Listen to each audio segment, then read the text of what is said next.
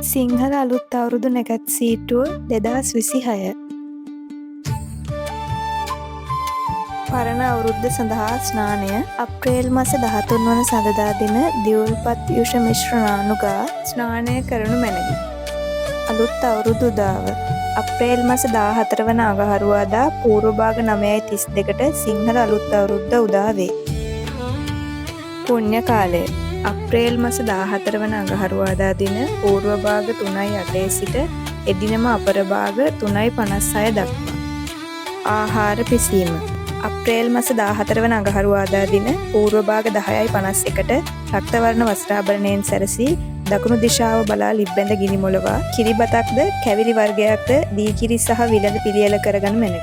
වැඩෑල්ලීම ගනුදෙනු කිරීම හා ආහාර අනුභවය අප්‍රේල් මස 14 වන අඟහරුවාදා අපරභාග 12:06ට රක්තවර්ණ වස්ත්‍රාභරණයෙන් සැරසී දකුණු දිශාව බලා සියලු වැඩල්ලා ගනුදෙනු කොට ආහාර අනුභව කිරීම මැනවි.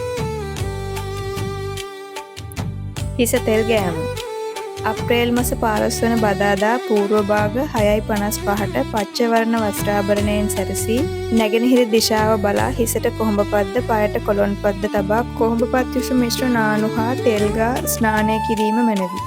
රැකී රක්ෂා සඳහා පිටත්ව යෑම අප්‍රේල් මස 20 වන සඳහා පූර්ව භාග 6:27ට ශ්වේත වර්ණ වස්ත්‍රාභරණයෙන් සැරසී කිරිබතක්ද එළකිරි මිශ්‍ර කැවිලි වර්ගයක්ද අනුභව කර දකුණු දිශාව බලා පිටත්ව යාම මැනවි.